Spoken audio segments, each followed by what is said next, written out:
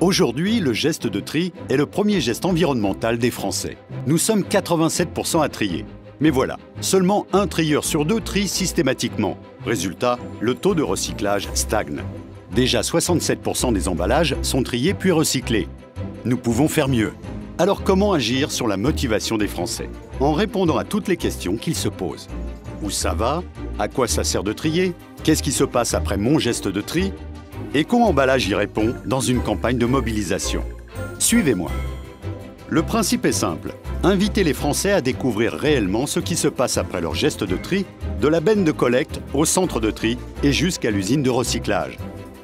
Comment? En plaçant 5 balises GPS sur 5 types d'emballages et en les suivant avec un drone, des GoPro et une équipe de tournage ayant un accès total aux coulisses du tri et du recyclage en France. Et voilà le travail. À l'arrivée, vous avez 5 web documentaires qui montrent tout sur le tri et le recyclage. Le dispositif complet. Une plateforme digitale dans laquelle les internautes peuvent voir toutes les vidéos, poser leurs dernières questions directement à Monsieur Papillon ou en savoir encore plus grâce à des interviews d'experts.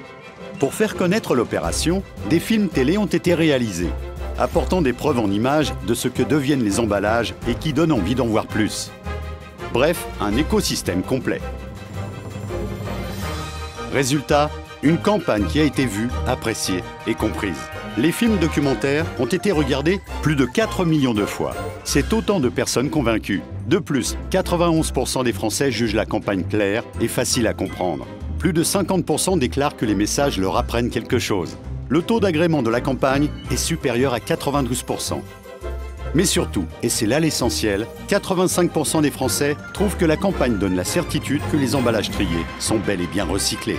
Mission accomplie, et ce n'est pas fini. La campagne est aujourd'hui partagée et reprise localement par tous les acteurs du dispositif, les villes, les entreprises. C'est aussi cela, l'effet papillon.